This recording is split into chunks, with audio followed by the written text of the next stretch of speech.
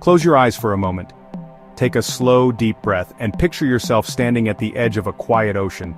Don't just see it, truly build the scene in your mind. You can hear the gentle, rhythmic crash of the waves. You can smell the sharp, clean scent of salt in the air, feel the warmth of the sun on your skin and the cool, damp sand beneath your feet.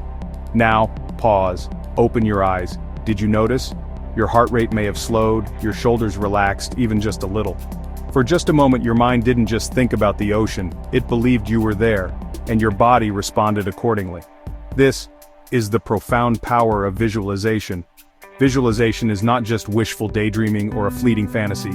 It's a focused, deliberate mental tool so powerful that your brain struggles to distinguish it from reality. Neuroscientists have found that when you imagine something vividly, whether it's that serene ocean or achieving a deeply personal goal, the very same neural pathways in your brain light up as if you were actually experiencing it. The motor cortex fires when you imagine running.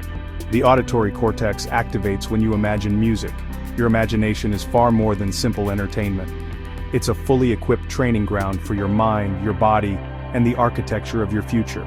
In brain imaging studies, like those using fMRI, the primary visual cortex, the part of your brain that processes everything you see with your eyes, activates with the same intensity during vivid mental imagery. To your brain, seeing is seeing. It doesn't matter if the input comes from your optic nerve or from your focused thoughts. Your brain responds to a detailed mental picture as though it's a real, tangible event. Consider a landmark study from the Cleveland Clinic. One group of participants physically practiced a finger-strengthening exercise for several weeks. A second group did nothing. A third group simply doing the exact same exercise without moving a muscle. The results were astonishing. The physical practice group increased their strength by 53%. The group that only visualized the exercise, they increased their strength by 35%. They had built real, measurable strength with the power of their minds alone. This is a mental rehearsal that primes your brain's wiring for what you want to see, do, or become. This is precisely why elite athletes spend countless hours visualizing their performances long before ever stepping onto the court, track, or field. Olympic skiers run entire courses in their minds, feeling the pull of gravity in each turn. Swimmers like Michael Phelps famously visualize not only perfect races but also what he would do if something went wrong, like his goggles filling with water. A scenario that actually happened in the Beijing Olympics, which he was prepared for and still won gold. They rehearse every twist and turn, every breath, every potential problem, and its solution. It's the same for surgeons, who mentally walk through complex procedures to reduce errors and improve precision under pressure. And for musicians, who imagine the feel of every note under their fingertips, building muscle memory without even touching their instrument. This isn't magic. It's the science of neuroplasticity in action. By repeatedly and vividly imagining a skill, you strengthen the same neural pathways that physical practice builds. You are literally rewiring your brain to make that skill more automatic, more intuitive. The body simply follows where the mind has already gone. But visualization isn't only about mastering a physical skill, it's a powerful tool for regulating your emotions. Take a moment and imagine your happiest memory. Maybe it's the moment you heard your name announced for a major achievement, or the profound feeling of safety and love as someone you care about wrapped you in a hug. As you hold that image in your mind, your brain releases many of the same neurochemicals, like dopamine and serotonin, whether you're reliving a past joy or imagining a future one for the very first time. That emotional charge you feel isn't just pleasant, it's a biological event that actively shapes your motivation, your mood, and ultimately, your behavior. In fact, researchers have discovered something remarkable about this process.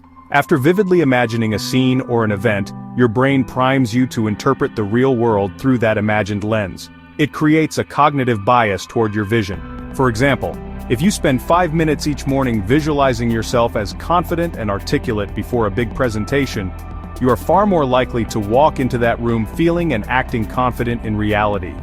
You've already laid the emotional and neurological groundwork.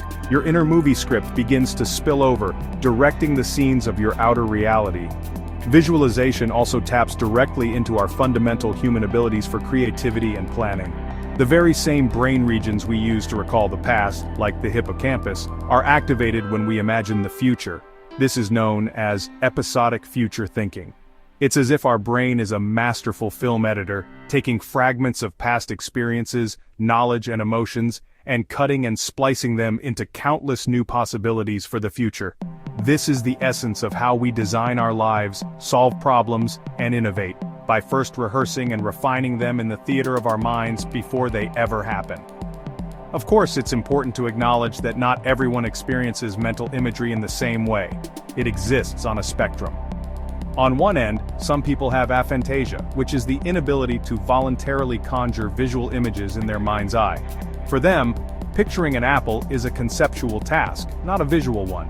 On the other end of the spectrum is hyperphantasia, where mental images are so vivid, detailed, and multisensory that they can rival reality itself. But here's the crucial secret. Whether your mental pictures are crystal clear or more like abstract ideas and feelings, the benefits are accessible to you. Visualization is not just visual. It can be kinesthetic, feeling the motion. It can be auditory, hearing the sounds. It can be conceptual, knowing the steps. The act of mentally rehearsing and imagining still activates your brain's planning, emotional, and motor centers in powerful ways. So how can you harness this incredible tool in your own life, starting today? The key is consistency, not intensity. Start small. Before a difficult conversation or an important task, take just 60 seconds to imagine yourself navigating it well, feeling calm, confident, and capable. See yourself finding the right words, or moving with ease. When you're working toward a larger goal, don't just visualize the end result.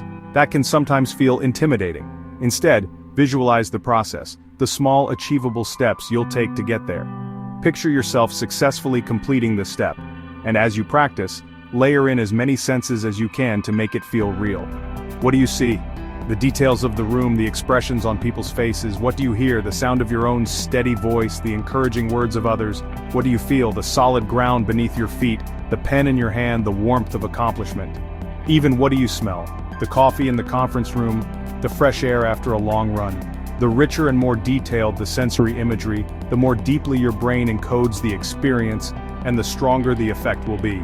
Think about it. Every great creation in human history, every breathtaking painting, every world-changing invention, every transformative social movement, started as nothing more than a persistent vision in someone's mind.